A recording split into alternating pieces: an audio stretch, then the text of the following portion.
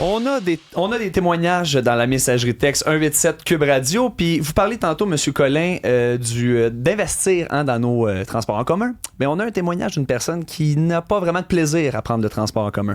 Pendant 1 an et demi, j'ai pris l'autobus de Saint-Hyacinthe vers Montréal avec Exo et à de nombreuses reprises, les autobus étaient annulés quelques minutes avant qu'ils passent à mon arrêt. Comme je devais faire 1h30 de transport pour me rendre au travail, ça pouvait me mettre en retard. Vas-y donc. Ben, c'est parce que ça rejoint le commentaire. Je pense que c'est cette personne-là qui... Je vous reviens. Effectivement, je pense que c'est Marianne qui est au bout du fil puis qui témoignait de ça. Bonjour, Marianne. Allô, Isabelle. Oui, c'est en fait... c'est ça, moi j'habitais à Saint-Hyacinthe. J'ai eu un poste à Montréal. J'ai dû me réadapter avec le transport. Puis là, je me suis dit, bon, avec le trafic, les nids de poules, j'avais pas envie de me compliquer la vie. Donc, j'ai décidé de prendre l'autobus et faut noter aussi que la passe de l'autobus coûtait au-dessus de 350 $ par mois pour me rendre de Saint-Hyacinthe à Montréal. Ouais, c'était vraiment cher et ça montait évidemment d'année en année. C'est le paiement, c'est mon paiement d'auto. Ben, c'est ça. Je te jure. Aujourd'hui, moi aussi, je me rends compte que mon auto, en fait, me coûte moins cher, là. Mais j'allais à mon arrêt d'autobus à Saint-Hyacinthe, puis comme je devais faire 1h30 en tout avec le métro, je partais relativement tôt de la maison, puis c'est arrivé à de nombreuses reprises que j'arrivais à mon arrêt d'autobus et que l'autobus ne passait pas, ou du moins j'avais une alerte alors que j'étais déjà sur place pour me dire que l'autobus passait pas et allait repasser dans 30-45 minutes. Donc, à plusieurs reprises, je suis arrivée en retard au travail à cause de ça. C'est incroyable. Et ça contribue au découragement de bien des gens, évidemment. Merci beaucoup, Marianne. Merci bien. Colin Pratt, ça brise votre cœur, j'imagine, de chercheur de l'Iris. 350 $ par mois, c'est les zones A, B, C, D. Là, c'est la totale. Puis, ce qui est drôle, c'est... Oui, mais il y a beaucoup de gens. Puis, vous parliez des couronnes tout à l'heure, élargies. Là. Il y a des gens qui n'ont pas le choix. Là. Parce que le réseau ne dessert pas bien les couronnes. Non, puis face au déficit financier, les sociétés de transport, elles n'ont pas le choix d'augmenter leurs tarifs. Mais quand on regarde, là, ça, c'est toujours intéressant. Quand on parle de tarification, puis est-ce qu'on pourrait s'offrir la gratuité au Québec? Oui, il y en a qui sont pour ça. Rarement, on met un chiffre là-dessus. Puis c'est simple de le calculer. Combien, à chaque année, les sociétés de transport en commun de tout le Québec collectent en revenus tarifaires? C'est combien? Est-ce que c'est 10 millions, 100 millions, 3 milliards? Je l'ai calculé. Oui. Et c'est une énigme, là. Comme le jeu de Price is Right. Là. On tourne la roue. On tourne la roue. Et c'est combien? C'est 1 milliard de dollars. Ouais. 1 milliard de dollars, là, pour relativiser, le budget du Québec annuellement, là, il dépasse 130, 140 milliards. Non, mais les milliards, on s'en vient bien bon là-dessus parce que comme on en dépense beaucoup, là, on a comme appris là, que les milliards, on pouvait les... Mais on s'en vient pas pire, les citoyens, sur les milliards. La tarification du transport en commun, c'est une manière de le voir. C'est de l'argent qui est pris des usagères pour pallier au sous-financement chronique des sociétés de transport. Si on le finançait davantage, par exemple, 1 milliard de plus, on pourrait s'offrir la gratuité. Mais on est pris avec le principe d'utilisateur payeur. Mais le milliard que vous avez calculé là, en ce moment, là, c'est les revenus de toutes les sociétés de transport au Québec. Ouais. Est-ce que c'est suffisant? Ça coûte combien? Parce que c'est bien d'avoir 1 milliard, mais si ça coûte 1 milliard 500 millions, on est dans le trou de 500 millions. Ben, ça coûte combien, en fait? Qu'est-ce que vous voulez dire? Ben, si on sait combien ça rapporte, est-ce qu'on sait combien elle coûte globalement? Tout le réseau, le même tout le réseau. En fait, les c'est usagers... comme revenu-dépenses. Les coûts d'opération des sociétés de transport, à chaque année, c'est bon an, mal an, 30 40 % qui est financé par les revenus tarifaires. Ouais. Puis ça coûte 1 milliard. Ouais. Donc, est-ce que c'est un choix de société? Est-ce qu'on voudrait prévoir diminuer la tarification du transport en commun pour encourager son usage? C'est un débat. Mais ce qui est sûr, c'est que... Mais ça coûterait plus cher à tout le monde. Ça coûterait plus cher, mais il faut toujours se rappeler que quand on déplace des autos vers le transport en commun, on économise. Ouais. Il y a une partie de cet argent qui est récupérée par le fait que ça coûte moins cher pour réparer les routes, ça coûte moins cher pour soigner les gens qui se blessent de la voiture. Je ne sais pas si Stéphane est d'accord avec vous. Stéphane, vous avez entendu Colin Pratt, le chercheur. Vous en êtes où, vous, dans votre réflexion par rapport à tout ça? Stéphane, êtes-vous là? Stéphane? Est-ce que c'est moi? Moi, c'est Sylvain. Oui, Sylvain, c'est bien ce qu'on m'avait dit tout à l'heure. Je pensais que Sylvain avait raccroché. Merci, Sylvain. Alors, c'est à vous. Allez-y. Excellent. moi, j'ai une question à vous poser. Moi, je suis dans la région de Saint-Eustache-de-Montagne. Pourquoi qu'ils font pas plus de stationnement? Comme ma jeune le matin pour aller à l'école, il faut qu'elle soit là avant 7h20, sinon il n'y a plus de stationnement. Incitatif, si là, c'est-à-dire le stationnement. Si vous voulez comprendre plus le transport commun, mettez des stationnements. Sinon, on va sur la route, il n'y a plus de place, il n'y a plus d'endroit où le mettre, même quand c'est le nouveau métro à Laval qui est arrivé. Il n'y a plus de place à Montmorency.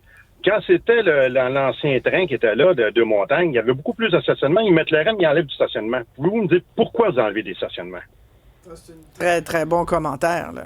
Puis là, bon, vous êtes chercheur, Colin, vous n'êtes pas dans les décisions, mais est-ce que vous comprenez pourquoi on fait ça? Oui. C'est dans votre logique de dire on veut qu'il y ait moins d'automobilisme, mais les automobilistes, il faut bien, comme le dit Sylvain, ils partent de leur maison, ils vont au transport en commun. Le trajet, là, moi, je suis tout près du REM. Mais pas assez près pour marcher. Je ne marcherai pas 20 minutes tous les jours pour aller au REM. Vous allez me dire, tu devrais, ça te fera un petit peu des pas. Mais on n'a pas toujours cette capacité-là. Il y a des gens pour qui ça serait 3/4 d'heure de marche pour aller au transport en commun le plus près. Fait à un moment donné, on prend quand même notre auto. Là. Ça devient du transport. C'est pour ça qu'on parle de transport multiple. Hein? C'est-à-dire, il y a à la fois l'auto. L'été, il y a du vélo. Des fois, il y a du vélo l'hiver aussi. C'est ça, mais c'est une très bonne question. C'est une excellente question. Puis une bonne planification du transport en commun prévoirait ou bien un très bon service dans les périphéries pour permettre aux gens de prendre l'autobus et ensuite se rendre au transport en commun structurant, que ce soit un train, un REM, ou y aller avec du stationnement. Mais en ce moment, la situation que nous rapporte Sylvain, c'est que c'est aucun des deux. Il n'y a pas de bon service pour se rendre au REM, puis il n'y a pas de stationnement. Fait que c'est un cul-de-sac dans lequel il se retrouve. Là, on le voit, le service a diminué. D'ailleurs. Mais oui, le service a diminué depuis 2019. Il n'y a pas l'autobus pour permettre à la fille de Sylvain de se rendre au REM. Là. Donc, on doit choisir ou bien du stationnement ou bien des autobus, mais en ce moment, c'est aucun des deux. Ouais. Ça revient beaucoup dans la messagerie. Là, vous avez parlé qu'on rajouterait 1 milliard, puis ça serait gratuit. T'sais, mais pourquoi on le fait pas? C'est une bonne chose. C'est quoi qui manque, cette initiative-là de la part de notre gouvernement ou de nos sociétés? Bien, c'est une bonne question parce que 1 milliard de dollars... On a l'impression qu'on a beaucoup de milliards à dépenser, là, c'est pour ça. C'est pas on tant a que beaucoup ça. à gaspiller. À gaspiller, exactement. C'est pas tant que ça. Combien de baisses d'impôts? Êtes-vous sûr 1 milliard? Ça me paraît pas beaucoup. Bien, quand on regarde...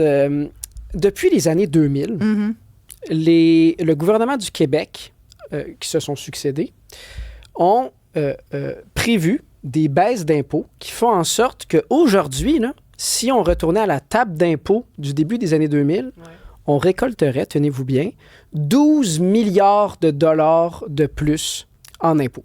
Si on n'avait pas envoyé des chèques aux gens. Là. Si on n'avait pas envoyé des chèques, si on n'avait pas diminué l'impôt depuis le début des années 2000. Donc, c'est un choix de société. Est-ce qu'on préfère, laisser plus d'argent dans les poches des contribuables pour que, ils soient pris à s'acheter des voitures, parce qu'on leur offre pas de services? Vous ne devez pas être de bonne humeur de voir les incitatifs pour acheter des véhicules, même s'ils sont électriques, parce qu'un véhicule électrique, c'est pas léger. Là. Puis ça va sur la route, puis ça fait quand même des voitures sur la route. Puis ça coûte cher aux ménages, même si on les subventionne. Fait que c'est des choix de société. Est-ce qu'on préfère collecter, oui, un petit peu plus d'impôts, mais donner les services en conséquence? En ce moment, on se plaint de nos services avec raison parce qu'ils sont délabrés du fait qu'on a préféré diminuer l'impôt, puis pour soi-disant remettre de l'argent dans les poches des contribuables, mais c'est un piège. C'est un piège qui est tenace, puis qui tient tous les gouvernements qui se succèdent en se disant « je vais me faire élire en promettant des baisses d'impôts ». Mais on aurait tellement une plus belle société si on avait du transport en commun gratuit. Je vais me faire l'avocat du diable. Là. Martin de la Rive-Sud, il dit « mais dans quel monde de licorne vous vivez? » Comment vous imaginez cette possibilité-là que le gouvernement puisse que ça amener soit cette gratuit? Oui, cette gratuité-là. Mais vous dites c'est un choix de société. C'est des chiffres. C'est vraiment possible. C'est de déplacer de l'argent et de faire des choix. C'est des choix fiscaux. C'est pas plus compliqué que ça. Moi, je pense que le monde de licorne dans lequel on vit, c'est celui de penser qu'on va continuer de pouvoir diminuer l'assiette fiscale de l'État, baisser des impôts et en venir à bout de nos problèmes structurants comme société, la crise climatique, le déficit de maintien des infrastructures, les coupures dans le réseau de l'éducation. C'est cruel, c'est pas drôle quand on coupe dans des sorties scolaires, par exemple. Fait que le monde de licorne, c'est de penser. Puis, il y avait un sondage intéressant qui avait été mené par le Journal de Montréal il y a quelques mois qui demandait « Seriez-vous d'accord de hausser la perception d'impôts des plus riches de la société. Ah, ben le monde va dire oui. Pour permettre d'éviter de couper dans les services. Et 70% des gens ont dit oui. Alors, je crois que c'est une option. Demandez aux gens de la classe moyenne, êtes-vous d'accord que les riches payent plus? C'est sûr qu'ils vont dire oui. Oui, mais trouvez-moi quelqu'un qui va dire non. Pourquoi est-ce qu'ils le font pas? Pourquoi est-ce que... Parce que...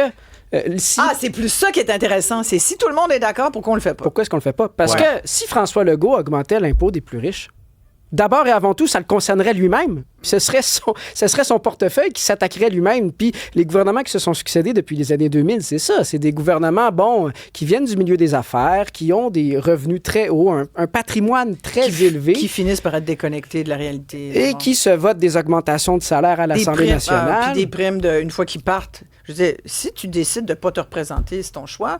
Tu sais, les gens de Montréal là, qui ont décidé de ne pas se représenter à la ville, c'est leur choix, tu sais. Un travailleur ordinaire qui perd son emploi parce qu'à cause des tarifs de Trump, il n'y a pas toujours une allocation de transition d'équivalent de son salaire et demi. Là. Ça fâche les gens, ce Colin. Puis le tour de force, le tour de force des gouvernements, c'est de parvenir à nous faire croire que c'est dans notre intérêt collectif de baisser les impôts des plus riches et un peu de la classe moyenne. Mais c'est parce qu'on nous dit tout le temps, si on leur demande de contribuer encore plus qu'ils le font, parce que c'est vrai qu'aujourd'hui au Québec, il faut quand même le reconnaître, ce sont les plus riches qui payent la plus grande part des coûts de ces programmes qu'on se paye comparativement au reste des travailleurs. Il y a quand même ça. Là. Oui. C'est un fait. Alors, est-ce qu'ils peuvent payer plus? Ben, il y a des gens comme Claire Trottier, qui est une jeune qui est... Philanthrope. Voilà, philanthrope, qui dit « Taxez-moi plus ». On va l'avoir à l'émission, d'ailleurs, bientôt. Et moi, je trouve ça intéressant. Bon, c'est pas le cas de tout le monde. Hein? Moi, je fais beaucoup de bénévolat, puis je vais beaucoup voir des gens aisés, puis je fais beaucoup de tordage de bras pour leur quêter de l'argent pour des sociétés, pour de l'alimentaire, des gens, là, pour des banques alimentaires, pour des sans-abri et tout. Puis des fois, je suis obligée de m'ostiner, puis je leur demande 10 000 $, 5 000 $, 15 000 $. C'est sûr que, tu sais, souvent, c'est la compagnie qui paye en plus. Tu sais, il y a moyen que tu mets ça dans tes impôts, dont tu vas avoir... Je leur dis, vous allez avoir un reçu d'impôt. Ben non, il faut que je leur torde un bras. Il faut tout le temps que je dise, hey, c'est pas pour moi, là. C'est pour les gens. Mm-hmm. Fait que, tu sais... Ouais, puis je rappelle souvent. Il y a des riches moins généreux que d'autres, on va dire. À une autre époque au Québec, dans les années 70, là, imaginez-vous que le taux d'imposition marginal, ça veut dire le dernier dollar que tu fais, il est imposé à combien? Imaginez-vous que dans les années 70, puis c'était des partis libéral, c'était Robert Bourassa, c'était Jean Lesage, bref, le taux d'imposition marginale au Québec, cumulé avec le fédéral, il était de 71 %. Donc, lorsque, en dollars d'aujourd'hui, le dollar de plus que tu faisais qui dépassait 2,5 millions de dollars, tu en donnais 70 cents à l'État et tu en gardais 30 cents. C'était un choix de société, ça. Et qu'est-ce que ça l'a permis? Et on travaille encore la moitié de l'année, Colin, pour le gouvernement. Là. Puis dans les années 70, ce que ça l'a permis de taxer les plus riches, ça l'a permis l'essor de la classe moyenne. Ouais. On leur a offert des services, une RAMQ, un système d'éducation universelle, des services publics, des transports en commun. Et c'est justement cette classe moyenne qui est en train de s'éroder sous nos yeux par les décisions fiscales des gouvernements qui se succèdent depuis les années 2000, qui nous font croire que c'est une bonne chose de baisser les impôts. Voilà. C'est fascinant. Voyez-vous où ça nous mène, l'autobus? On prend l'autobus puis on finit par parler de nos impôts. On a Ginette au bout du fil. Bonjour. Oui, bonjour. On vous écoute. Moi, je travaille de nuit. Oui. Quand je prends mon auto, ça me prend 20 minutes pour y aller. Ouais. Puis le matin, à 7 heures, ça me prend peut-être 25 minutes. Et si vous preniez l'autobus? Ça me prend de 1 heure, 1 heure et demie. Ça dépend de ce qui se passe dans le métro. Moi, prendre le métro le soir à 10h30, c'est trop dangereux. Ouais. Mais ça me coûte 20 $ de gaz. Ouais, c'est ça. Vous voyez que je paye pas plus cher avec mon auto. Puis je me pose la question, l'argent qu'on paye sur nos plaques, elle va où cet argent-là? Oui, elle est supposée aller en partie sur l'entretien des routes, sur la sécurité routière. Oui. Et moi, j'ai reçu mon renouvellement de plaque. Hey, faites le saut! 430 quelques piastres. Et c'était à? Est-ce qu'il y a eu une grosse augmentation? Ben là, écoute, c'est 300 ou 378. Augmentation considérable, c'est ça. Mais le permis de conduire, par contre, il coûte pas cher depuis quelques années. Le gouvernement a préféré baisser les contributions à la SAQ. Ouais. Il aurait pu faire beaucoup d'autres choses avec les surplus. Et on le demandait pas, ça, sincèrement. T'sais? Oui. Mais bon. J'aimerais revenir rapidement sur le commentaire de madame. Vous pourriez revenir, par exemple, Colin Pratt. Ça serait bien le fun. Je pense qu'on va prendre une habitude. Vous vouliez juste dire quelque chose à Ginette, peut-être? Ce qu'on constate dans les horaires des transports en commun, on constate un biais qui favorise les horaires de travail classiques. Ouais. Hein? Je commence à 9 h le matin, je finis à 5 h le soir, mais souvent les horaires atypiques, c'est principalement des métiers occupés par des femmes. Oui, vous avez raison. Dans ce sens-là, il y a un biais, puis c'est triste pour les gens qui ont des travails de nuit comme madame, qui est pas servi comme... Et c'est pour ça que tout le débat là, qu'on a fait ici, mais qu'on va refaire sur le télétravail... Je vais vous réinviter pour parler de ça. Je suis sûre que vous avez une étude pas loin que vous allez pouvoir me documenter. Mais tu sais, le télétravail à tout prix, c'est-à-dire le retour au travail à tout prix, au détriment d'un certain télétravail qui s'explique, qui est justifié, qui est cohérent. Tu sais, je peux comprendre les fonctionnaires, on les paye, on veut qu'ils soient là, mais c'est pas parce que t'es au bureau. Tu sais, tu peux faire du présentéisme au bureau aussi. Ouais. Fait que, tu sais, des fois, ça fait bien du monde sur la route. Là. Je pense qu'on la voit, la différence aussi. Mm-hmm. Sur la pandémie, pendant la pandémie, c'était peut-être à peu près un des seuls avantages, c'est que ça roulait bien. Et que ça roulait, hein? C'était fluide. Colin Pratt, merci beaucoup. Merci. Je rappelle que Colin est chercheur à l'IRIS. Et vous pouvez lire son étude, la sous-traitance dans le transport en commun, voie d'avenir au cul-de-sac. Vous allez sur le site de l'IRIS. Ça se lit vraiment, vraiment bien. Là. Je le dis à la gang d'Exo qui j'espère qu'ils ont commencé à lire. Là. C'est pas très long, c'est pas compliqué. Et vous êtes pas mal touché par le contenu. Alors, j'espère qu'un jour, vous allez pouvoir réagir. Surtout que je regardais Exo, là, ils viennent de couper des postes. Mm-hmm. Fait qu'encore moins de monde. Oui, c'était déjà un réseau qui battait de l'aile. Voilà. Merci beaucoup. On va continuer, bien sûr, notre émission. Tout de suite après on va parler d'amour. Ah... Écoute, as-tu vu? C'est bien fait. La Saint-Valentin, c'est bientôt. Ça a l'air que les restaurants, là, essayez même pas de faire une réservation. Tout le monde s'est garoché. Les fleurs, le chocolat, bien sûr, dont le prix augmente, forcément. C'est comme le gaz le jeudi. Bref, on va en parler avec un coach que vous connaissez peut-être, que vous suivez. Il est très suivi sur les réseaux sociaux. David Bernard va être avec nous. Puis il va nous dire comment être heureux à deux.